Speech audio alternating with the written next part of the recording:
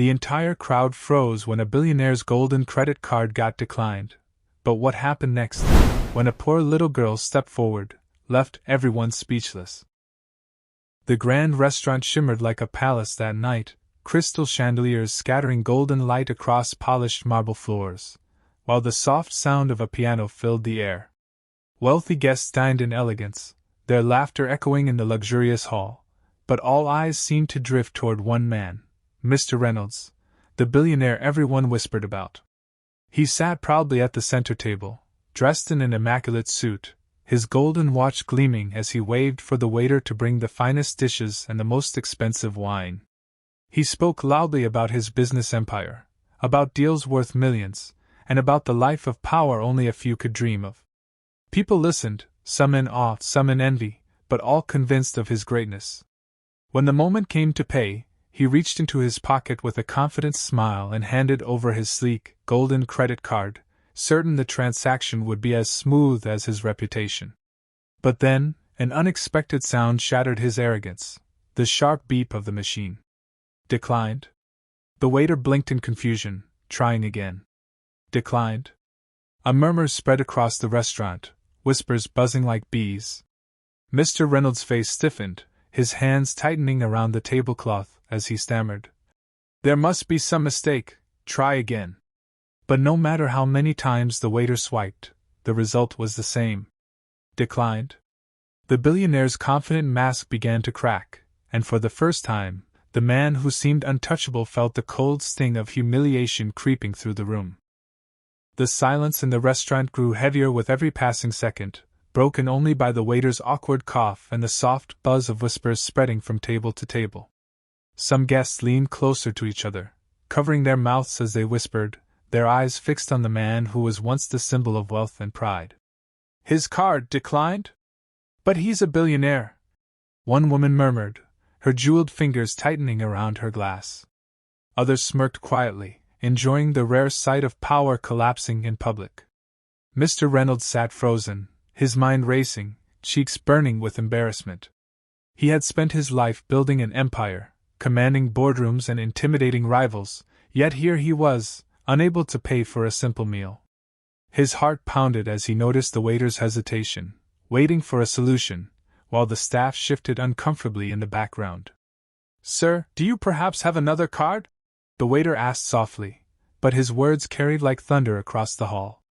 Mr. Reynolds reached into his wallet desperately, pulling out another sleek card, but once again the screen flashed with that merciless word, declined.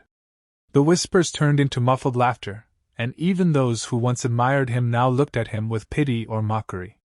For the first time in years, Mr. Reynolds felt small, stripped of the armor of wealth he had worn his entire life. His fingers trembled as he held the useless plastic, staring at it like it had betrayed him.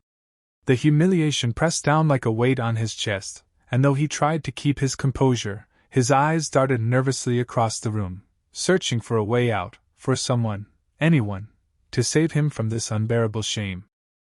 As the room buzzed with cruel whispers and mocking stares, a small, fragile voice cut through the tension. Mister, are you okay? Everyone turned in surprise, and there she was, a little girl, no older than 8, standing near the corner with her worn-out shoes and patched-up dress. Her hair was tied back simply, and though her clothes revealed her poverty, her eyes shone with warmth and innocence.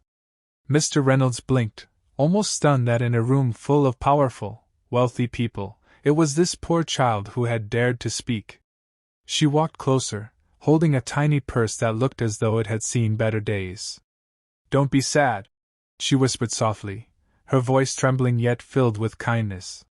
Before anyone could stop her, she opened her purse and pulled out a few crumpled dollar bills and coins, the kind that children save for candy or small treats. Gasps echoed through the restaurant as she placed the money on the table in front of the billionaire. You can use mine, she said, her voice barely above a whisper but carrying more weight than all the mocking laughter in the room. The guests fell silent, their smirks fading into wide-eyed disbelief. The waiter froze, staring at the little girl with shock, while Mr. Reynolds felt his throat tighten and his vision blur. The humiliation he had felt moments ago was replaced by something else, something deeper. A lump rose in his chest as he looked at her tiny hands, offering all she had to a man who once thought money defined everything. The crowd that had been laughing seconds ago now sat in stunned silence, watching a child teach them all a lesson in compassion and dignity. The restaurant, once filled with laughter and ridicule, had fallen into complete silence. All eyes were locked on the little girl and the billionaire sitting before her. Mr. Reynolds stared at the small pile of coins and crumpled bills on the table, his heart pounding harder than it ever had in any boardroom or business deal. This tiny act of kindness from a child, who clearly had so little, shattered the walls he had built around himself for years. His throat tightened as emotions he had buried for decades threatened to surface. For the first time, the powerful billionaire felt powerless, not because of money, but because of love and purity that could not be bought.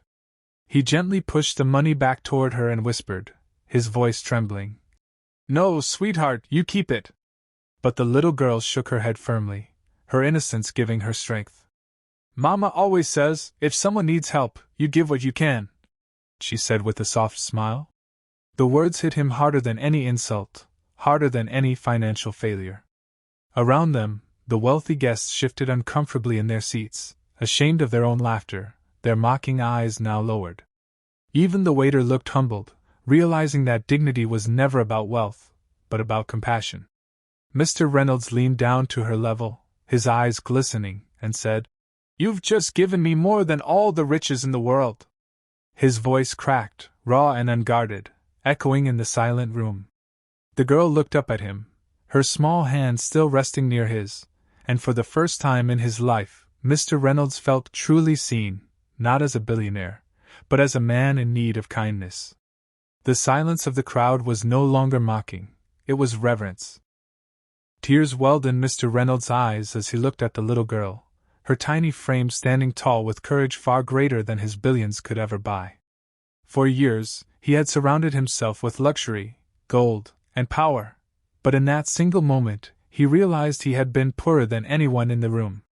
The girl's mother rushed forward, worried that her daughter had done something foolish, but instead of anger, she found the billionaire kneeling before the child, his hand gently resting over hers. "You've taught me something no one else ever could," he whispered, his voice breaking. Then, in front of the entire restaurant, Mr. Reynolds pulled out a pen and signed the back of his business card, pressing it into the mother's hands. "From today, you will never struggle again. This is not charity. This is gratitude." Gasps filled the room as the weight of his words sank in. The little girl tilted her head and asked innocently, "Does this mean we can finally have a home?" Mr. Reynolds' heart shattered, and he smiled through his tears. "Yes, sweetheart. Not just a home, a future." For the first time, the wealthy onlookers applauded, not for money, not for status, but for humanity.